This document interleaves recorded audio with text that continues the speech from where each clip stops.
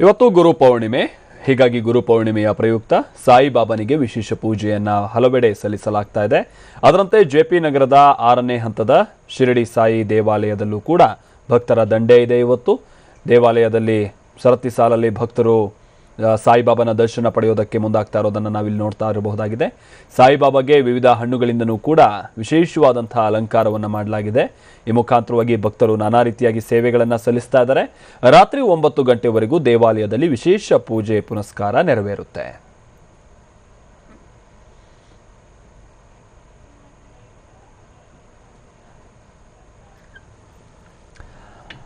ಹಾಗೆ ಮೊದಲೇ ಹೇಳಿದಾಗೆ ಗುರುಪೌರ್ಣಿಮೆ ಪ್ರಯುಕ್ತ ರಾಜ್ಯದಾದ್ಯಂತ ವಿಶೇಷವಾಗಿ ಕೆಲ ದೇವಾಲಯಗಳಲ್ಲಿ ಪೂಜೆ ಪುನಸ್ಕಾರ ನೆರವೇರ್ತಾ ಇದೆ. ಅದರಲ್ಲೂ ಸಾಯಿಬಾಬಾ ದೇವಸ್ಥಾನಗಳಲ್ಲಿ ಹೆಚ್ಚಾಗಿ ಪೂಜೆ ಪುನಸ್ಕಾರ ಜೋರಾಗಿ ನಡೀತಾ ಇದೆ. ಇನ್ನು ಜೆಪಿ ನಗರದ 6ನೇ ಹಂತದ ಶಿರಡಿ ಸಾಯಿಬಾಬಾ ದೇವಾಲಯದಲ್ಲಿ ನಮ್ಮ ಪ್ರತಿನಿಧಿ ಶಿವರಾಜ್ ಕುಮಾರ್ ಇದ್ದಾರೆ, ನಮ್ಮ ಜೊತೆಗೆ ನೇರವಾಗಿ ಜಾಯ್ನ್ ಆಗ್ತಿದ್ದಾರೆ ನೇರ ಸಂಪರ್ಕದಲ್ಲಿ. ಶಿವರಾಜ್ ಕುಮಾರ್, ಈಗ ಜೆಪಿ ನಗರದ 6ನೇ ಹಂತದಲ್ಲಿರುವಂತಹ ಶಿರಡಿ ಸಾಯಿಬಾಬಾ ದೇವಸ್ಥಾನದಲ್ಲಿ ಯಾವ ರೀತಿಯಾಗಿ ವಿಶೇಷ ಪೂಜೆ ಪುನಸ್ಕಾರಗಳನ್ನು ಸಲ್ಲಿಸಲಾಗ್ತಾ ಇದೆ ಶಿವು?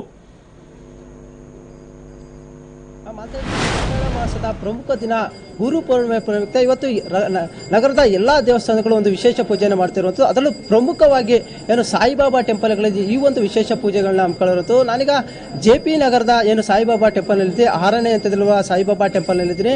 ಇವತ್ತು ಇಲ್ಲಿ ಕೂಡ ಬೆಳಗ್ಗೆಯಿಂದಲೂ ಕೂಡ ಒಂದು ವಿಶೇಷ ಪೂಜೆಗಳನ್ನು ಮಾಡ್ತಾ ಇರುವಂಥದ್ದು ನೀವು ನೋಡ್ತಾ ಇರ್ಬೋದು. ಬೆಳಗ್ಗೆಯಿಂದಲೂ ಕೂಡ ಸಾವಿರಾರು ಭಕ್ತರು ಬಂದು ಇಲ್ಲಿ ಸಾಯಿಬಾಬಾ ಟೆಂಪಲ್ ದರ್ಶನ ಪಡಿತಾ ಇರುವಂಥದ್ದು. ಯಾಕಂದರೆ ವಿವಿಧ ರೀತಿಯ ಏನು ಹೂವುಗಳಿಂದ ಹಣ್ಣುಗಳಿಂದ ಇಲ್ಲಿ ಕಲರ್ಫುಲ್ ಆಗಿ ಸಿಂಗಾರ ಮಾಡಿರುವಂಥದ್ದನ್ನು ಕೂಡ ನೀವು ನೋಡ್ತಾ ಇರುವಂಥದ್ದು. ಗುರುಗಳಿಗೆ ಒಂದು ವಿಶೇಷವಾದ ದಿನ, ಹೀಗಾಗಿ ಗುರು ಪೌರ್ಣಿಮೆಯನ್ನು ಆಚರಿಸಲಾಗುತ್ತೆ.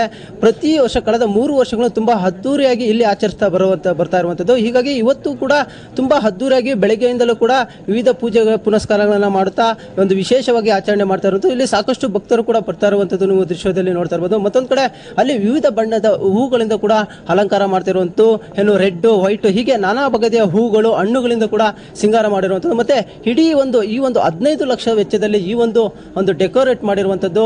ದ್ರಾಕ್ಷಿ ಹಣ್ಣು, ಸೀತಾಫಲದ ಹಣ್ಣು, ಈ ರೀತಿ ನಾನಾ ಬಗೆಯ ಹಣ್ಣುಗಳಿಂದ ಇಲ್ಲಿ ಸಿಂಗಾರ ಮಾಡಿರುವಂಥ ದೃಶ್ಯಗಳನ್ನು ನೋಡ್ತಾ ಇರ್ಬೋದು. ಬೆಳಗ್ಗೆಯಿಂದಲೂ ಕೂಡ ಸಾಕಷ್ಟು ಸಂಖ್ಯೆಯಲ್ಲಿ ಭಕ್ತರು ಬರ್ತಾ ಇದ್ದಾರೆ. ಇವತ್ತು ವಿಶೇಷವಾದ ದಿನ.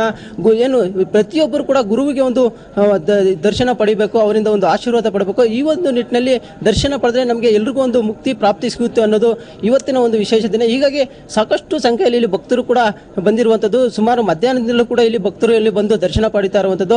ಮತ್ತೊಂದು ಕಡೆ ನಾನಾ ಬಗೆಯ ಏನು ಇಡೀ ರಾಜ್ಯದಲ್ಲಿ ಎಲ್ಲ ಬಗೆಯಲ್ಲಿ ರಾಘವೇಂದ್ರ ದೇವಸ್ಥಾನ ಇರ್ಬೋದು, ಸಾಯಿಬಾಬಾ ಟೆಂಪಲ್, ಈ ಒಂದು ದೇವಸ್ಥಾನಗಳು ಪ್ರಮುಖವಾಗಿ ಈ ಒಂದು ವಿಶೇಷವಾದ ದಿನವನ್ನು ಆಚರಣೆ ಮಾಡ್ತಾ ಇರುವಂಥದ್ದು. ಮತ್ತೊಂದು ಕಡೆ ಸ್ಥಳೀಯ ಶಾಸಕರಾಗಿರುವಂತಹ ಸತೀಶ್ ರೆಡ್ಡಿ ಅವರು ಕೂಡ ಇವತ್ತು ಇಲ್ಲಿ ದರ್ಶನ ಮಾಡ್ತಾ ಇರೋದು ತುಂಬಾ ವೆರೈಟಿಯಾಗಿ ಮಾಡ್ತಾ ಇರುವಂಥದ್ದು. ಅವ್ರನ್ನ ಈಗ ಮಾತಾಡ್ಸೋಣ. ಸರ್, ಎಷ್ಟು ವರ್ಷಗಳಿಂದ ಇಲ್ಲಿ ಸಾಯಿಬಾಬಾ ಟೆಂಪಲ್ದಲ್ಲಿ ಯಾವ ರೀತಿ ಆಚರಣೆ ಮಾಡ್ತಾ ಇರುವಂಥದ್ದು? ಕಳೆದ ಒಂದು 6-7 ವರ್ಷಗಳಿಂದ ನಿರಂತರವಾಗಿ ಇಲ್ಲಿ ಗುರು ಪೌರ್ಣಮಿಯೊಂದು ತುಂಬ ವಿಜೃಂಭಣೆಯಿಂದ ಈ ಒಂದು ಕಾರ್ಯಕ್ರಮಗಳನ್ನು ಮಾಡ್ತಾರೆ.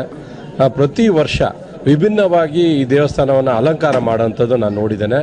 ಈ ವರ್ಷ ಇನ್ನೊಂದು ವಿಶೇಷ ಏನಂತ ಹೇಳಿದ್ರೆ ವೆಜಿಟೇಬಲ್ಸು ಮತ್ತು ಫ್ರೂಟ್ಸು ಮತ್ತು ಫ್ಲವರ್ಸು 3 ಕಾಂಬಿನೇಷನ್ ಮಾಡಿ ಈ ಒಂದು ಸಾಯಿಬಾಬಾ ದೇವಸ್ಥಾನವನ್ನು ಅಲಂಕಾರ ಮಾಡಿರೋಂಥದ್ದು ತುಂಬ ವಿಶಿಷ್ಟವಾಗಿದೆ. ನಾನು ಬೆಳಗ್ಗೆಯಿಂದ ಅನೇಕ ದೇವಸ್ಥಾನಗಳಿಗೆ ಭೇಟಿ ಕೊಟ್ಟಿದ್ದೆ. ಆ ಎಲ್ಲ ದೇವಸ್ಥಾನಗಳಿಗಿಂತ ವಿಭಿನ್ನವಾಗಿ ಇಲ್ಲಿ ಅಲಂಕಾರ ಮಾಡಿರೋಂಥದ್ದು ನಿಜವಾಗ್ಲೂ ಮನಸ್ಸಿಗೆ ಸಂತೋಷ ತರ್ತದೆ. ಇವತ್ತು ಆ ದೇವರ ಸಾಯಿಬಾಬಾನ ದರ್ಶನದಿಂದ ಅನೇಕರು ಕೂಡ ಇವತ್ತು ಒಂದು ಏನು ಅವರ ಜೀವನದಲ್ಲಿ ಒಳ್ಳೇದಾಗಬೇಕು ಅಂತ ಅನ್ಕೋತಾರೆ, ಅದಾಗ್ತದೆ. ಯಾಕೆ ಅಂತ ಹೇಳಿದ್ರೆ ನಾವು ಭಗವಂತನನ್ನು ಯಾವ ರೀತಿ ಪ್ರಾರ್ಥನೆ ಮಾಡ್ತೀವಿ ಅದೇ ರೀತಿಯಾಗಿ ಗುರುವನ್ನು ಕೂಡ ಅದೇ ಸ್ಥಾನದಲ್ಲಿ ನಾವು ನೋಡ್ತೇವೆ. ನಮ್ಮ ಹಿಂದೂ ಸಂಸ್ಕೃತಿಯ ಒಂದು ಭಾಗ. ಆದ್ದರಿಂದ ಇವತ್ತು ಆ ಒಂದು ಪೌರ್ಣಮಿಯೊಂದು ಆ ದೇವರನ್ನು ಒಂದು ಪ್ರಾರ್ಥನೆ ಮಾಡಿ ದರ್ಶನ ಮಾಡಿದರೆ ಖಂಡಿತವಾಗ್ಲೂ ಎಲ್ಲರಿಗೂ ಒಳ್ಳೆಯದಾಗ್ತದೆ. ನಾನು ಕೂಡ ಒಬ್ಬ ಭಕ್ತನಾಗಿ ಈ ದೇವಸ್ಥಾನಕ್ಕೆ ಬಂದಿದ್ದೇನೆ. ನನ್ನ ಕ್ಷೇತ್ರದಲ್ಲಿ ಈ ದೇವಸ್ಥಾನ ಬರುವಂಥದ್ದು ತುಂಬ ವಿಶಿಷ್ಟವಾದಂಥ ದೇವಸ್ಥಾನ ಅಂತ ನಾನು ಹೇಳ್ಬೋದು ಇದ್ರ ಬಗ್ಗೆ. ಮತ್ತೆ ಇದು ಶಾಸಕರಾಗಂತವರು ತಮ್ಮ ಭಕ್ತಿಯ ಬಗ್ಗೆ ಹೇಳ್ತಾ ಇರುವಂಥದ್ದು. ಇನ್ನು ಅರ್ಚಕರಾಗಕ್ಕೂ ಸಹ ನಮ್ಮ ಜೊತೆಗಿದ್ದಾರೆ. ಸರ್, ಇವತ್ತು ಗುರು ಪೌರ್ಣಿಮೆ ಅಂದರೆ ಒಂದು ವಿಶೇಷವಾದ ದಿನ. ಏನು ಪ್ರಮುಖವಾಗಿ ಯಾಕೆ ಸಾಯಿಬಾಬಾ ಟೆಂಪಲ್ ಇರ್ಬೋದು ರಾಘವೇಂದ್ರ ಸ್ವಾಮಿಗೆ ಇವತ್ತು ಒಂದು ಪೂಜೆ ಮಾಡಬೇಕು ಅಂತ? ಇದು ಪ್ರತಿ ವರ್ಷ ಆಷಾಢ ಶುದ್ಧ ಪೌರ್ಣಿಮೆಯೆಂದು ಆಚರಿಸುವಂತಹ ಒಂದು ವಿಶೇಷವಾದಂತಹ ಗುರುಪೌರ್ಣಿಮಾ ಮಹೋತ್ಸವ ಅಂತಲೇ ಹೆಸರು ತಗೊಂಡಿದೆ. ಇಲ್ಲಿ ಗುರುಪೌರ್ಣಿಮೆಯನ್ನು ಯಾಕೆ ಆಚರಿಸಬೇಕಂತಂದರೆ ಹಿಂದೆ ಋಷಿಮುನಿಗಳ ಕಾಲದಿಂದ ವ್ಯಾಸ ಮಹರ್ಷಿಗಳು ತುಂಬ ಇದನ್ನು ಯೋಚಿಸಿ ಈ ಒಂದು ಗುರುಪೂರ್ಣಿಮೆಯನ್ನು ಅವರಿಂದ ಪ್ರಾರಂಭಿಸಲ್ಪಟ್ಟಂತಹ ಒಂದು ಮಹೋತ್ಸವ. ಇಲ್ಲಿ ಹರನಿಗೆ ಸಮಾನವಾದಂತಹ ಕ್ಷೇತ್ರ ಈ ಗುರು ಸನ್ನಿಧಿ. ಆ ಒಂದು ನಿಮಿತ್ತವಾಗಿ ಈ ಸಾಯಿಬಾಬಾ ಅಥವಾ ಯಾವುದೇ ಗುರು ಇರಬಹುದು, ಆ ಗುರುವಿನ ಆಚರಣೆ ಈ ದಿನದಂದು ಆಚರಿಸಲ್ಪಡುತ್ತೆ.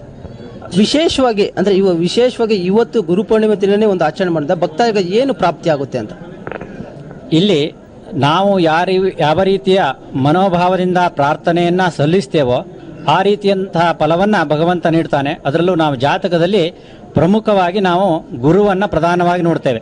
ಅಂದರೆ ಗುರು ಸ್ಥಾನಕ್ಕೆ ಅಷ್ಟೊಂದು ಮಹತ್ವ ಪ್ರತಿಯೊಬ್ಬನ ಜನ್ಮ ಜಾತಕದಲ್ಲಿ, ಅಂದರೆ ಹುಟ್ಟಿದ ಮನುಷ್ಯನ ಪ್ರತಿಯೊಬ್ಬನ ಜೀವನದಲ್ಲಿಯೂ ಕೂಡ ಪ್ರಧಾನವಾಗಿ 12 ಅಂದರೆ 12 ಮನೆಗಳ ಈ ಒಂದು ಲಗ್ನ ಕುಂಡಿಯಲ್ಲಿ ನಾವು ನೋಡುವಂಥದ್ದು ಗುರುವಿನ ಸ್ಥಾನ. ಅಂದರೆ ಆ ಒಂದು ಗುರುವಿನ ಸ್ಥಾನಕ್ಕೆ ಅಷ್ಟೊಂದು ಮಹತ್ವವನ್ನು ಹಿಂದಿನಿಂದಲೂ ಪ್ರಾಚೀನರು ನಡೆಸಿಕೊಂಡು ಬಂದಂತಹ ಒಂದು ಪದ್ಧತಿಯ ಪ್ರಕಾರವಾಗಿ ಈ ಒಂದು ಆಚರಣೆಗೆ ಅಷ್ಟೊಂದು ಮಹತ್ವವನ್ನು ಪಡೆದುಕೊಂಡಿದೆ. ಇದು ಅರ್ಚಕರು ಹೇಳ್ತಾ ಇರುವಂಥದ್ದು. ಇವತ್ತು ಗುರುವಿಗೆ ಒಂದು ಪ್ರಮುಖವಾದ ಸ್ಥಾನವಿರುವಂಥದ್ದು. ಅವರಿಗೆ ಪ್ರತಿಯೊಬ್ಬರು ಕೂಡ ಭಕ್ತಾದಿಗಳು ತಮ್ಮ ಮನಸ್ಫೂರ್ತಿಯಿಂದ ಬೇಡಿಕೊಂಡ್ರೆ ತಮ್ಮ ಇಷ್ಟಾರ್ಥಿಗಳು ಈಡೇರ್ತವೆ. ಮತ್ತೊಂದು ಕಡೆ ಗುರು ಅಂದರೆ ಒಂದು ಶ್ರೇಷ್ಠ ಸ್ಥಾನ, ಹರನಿಗಿಂತೂ ಶ್ರೇಷ್ಠ ಸ್ಥಾನ. ಹೀಗಾಗಿ ಗುರುವನ್ನು ಮೆಚ್ಚಿಸುವ ಕೆಲಸ ಮಾಡಬೇಕು. ಈ ಒಂದು ಗುರು ಪೂರ್ಣಿಮೆ ದಿನ ಪ್ರತಿಯೊಬ್ಬರು ಈ ಥರ ತಮ್ಮ ಬೇಡಿಕೆಗಳನ್ನು ಇಷ್ಟಾರ್ಥಿಗಳನ್ನು ಈಡೇರಿಸುವಂತೆ ಪ್ರಾರ್ಥನೆ ಮಾಡಿದ್ರೆ ಖಂಡಿತವಾಗಿ ಈಡೇರುತ್ತೆ ಅನ್ನೋ ಮಾತುಗಳನ್ನು ಹೇಳ್ತಾ ಇರುವಂಥದ್ದು. ಮಾಲ್ತೇಶ್. ಓಕೆ.